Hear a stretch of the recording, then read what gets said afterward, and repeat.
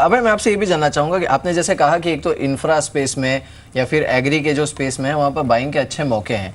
दो सेक्टर्स, एक तो ऑटो, क्योंकि इसे लेकर काफ़ी कुछ हुआ, बजट में नेगेटिव कमेंट्री भी आई, कंपनीज ने दाम भी बढ़ा दिए, लेकिन looking at the consumption theme, 7th पे commission and everything, auto stocks पर आपकी राय क्या है?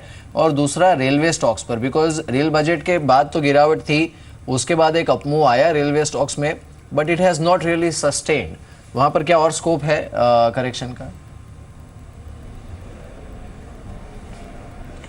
देखिए, स्टॉक वाइज मैं comment, because I don't have so much of analysis on each stock, तो मैं कमेंट नहीं कर, but as a whole I think the railway minister structurally, though slowly, is doing a very scientific and a very good job, whether in terms of tendering process है, decision making है, decentralization है, utilization of assets है. So I have a lot of respect for the railway minister. He is a very pragmatic and a practical person. तो अगर उस नज़रिए से देखें as a sector, I think you will see a lot of progress in now. कैसे translate होता है, किस कंपनी को फ़ायदा होगा या किस कंपनी को लॉस होगा, वो अब इस वक्त मेरे लिए कहना मुश्किल है. But as a sector I think I agree with you कि there is a lot of work happening, but may be it is not visible. ये सरकार का वैसे एक मतलब एक वन ड्रॉबैक रहा है कि जितना वो करते हैं उतना दिखा नहीं पाते हैं. I think presentation is very weak, but I think the content is very good, which is both positive and a negative depending upon how you want to look at it. लेकिन सर, जैसे कि अभी कुछ देर पहले आपने टिप्पणी की थी बैंक्स को लेकर कि वो प्राइसेस पर आपको लग रहा था कि ये शायद प्राइसेस एक्सेप्टेबल नहीं है, दिस इज ओवरसोल्ड. एक और साइकिल जो कि सर अब तक रिवर्स नहीं हुआ है, लेकिन शायद प्राइस वाइज, हालांकि आप टिप्पणी प्राइस पर नहीं करेंगे, लेकिन प्राइस वाइज थोड़ी सी रिकवरी के संकेत दे रहा है, वो है कमोडिटी साइकिल. चाहे वो क्रूड हो, चाहे वो मेटल प्राइसेस हो, चाहे वो फेरस की कैटेगरी हो, चाहे नॉन फेरस की कैटेगरी हो. इस साइकिल पर आपकी राय क्या है सर? क्या ये साइकिल रिवर्स हो सकती है यहाँ से? नहीं, मेरे को लगता है कि commodities as a segment exceptions अलग अलग हो सकते हैं, but and ups and downs will happen. I think जो कमोडिटीज में दो बुल रन था for some time, it is some time, मैं 1-2 महीने की बात नहीं कर रहा हूँ.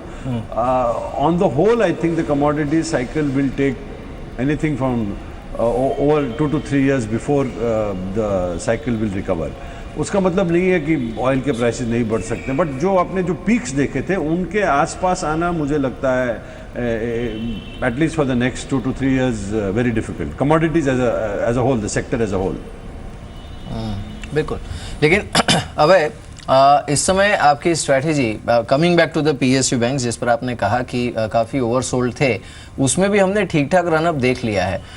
इस समय आपका स्प्लिट क्या है प्राइवेट बैंक्स और पब्लिक सेक्टर बैंक्स के बीच में?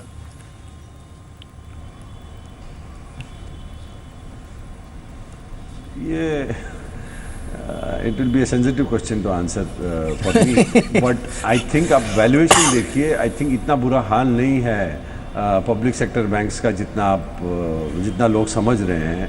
वो अगर आप उनका बुक वैल्यू देख, कोई भी फाइनेंशियल पैरामीटर देखिए, and not every public sector bank has got a NPA problem. कुछ काफ़ी अच्छी तरह से भी एड्रेस कर रहे हैं. अब अगर आप पिछले 15-20 दिन में देखें तो I have seen large deals. एक तो वो सीमेंट का डील हो रहा है which is to reduce debt by companies, so consolidation is happening. Similarly there have been 2-3 such large deals which is going to bring back. So all the money that NPA is not written off. हाँ, मैं ये मानने के लिए तैयार हूँ कि समस्या थी और अभी भी है, बट मेरे को लगता है कि उसको एड्रेस किया जा रहा है, काफ़ी सीरियसली एड्रेस किया जा रहा है. What is more important is it is out in the open. तो उसके आगे कहना मुश्किल है.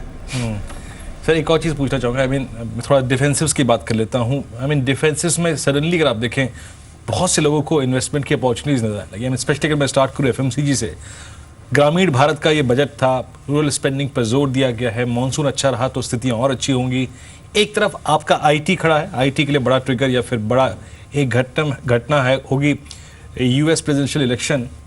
मैं इन्हीं दो स्पेस की बात करता हूँ, आईटी, एफएमसीजी, ये जो डिफेंसिव की ये 2 कैटेगरीज हैं सर, इनमें आपका कॉन्फिडेंस कैसा है इस वक्त? नहीं, देखिए, आईटी में मेरे को एक I think as a sector it has done well, और with the rupee being where it is, I think it will continue. The only question in IT would be that I think with the digitalization happening, the digital wave coming in, वो काफ़ी disruptive रहेगा काफ़ी services के लिए, not only IT but a lot of services sector, the digital economy which is there for good. I am not and I think it is only going to grow. I may not agree with the valuation that is being given to the digital economy, but so while it is going to grow, it is going to be very disruptive in terms of the profits that are being made. So any company, whether it's on IT or IT is also a service, where agar because of monopoly, because of brand, agar unrealistic profits hain ya unreal profits hain ya excess margins hai, I think investors would be cautioned कि that is not going to stay for long. And this is not only for IT, this is true for I think all intermediary service sectors because of what the digital economy is going to do. दूसरा आपका सवाल था FMCG. I think the rural economy will do very well, और ये इसको brand करना as rural budget और you know game changer budget और midway correction I think is not very sensible, because अगर हमारी 60-70%, in fact our backbone is the rural economy है. मेरे को नहीं लगता अगर हमारी रूरल इकोनॉमी अच्छी नहीं चलेगी कि any of the companies whether in anywhere the top 200 companies are going to do well. Everyone कहीं ना कहीं उसकी रिलायंस रूरल इकोनॉमी पर है, because that is the majority. तो so if the budget is oriented towards that, I think it's a very economic sensible thing to do.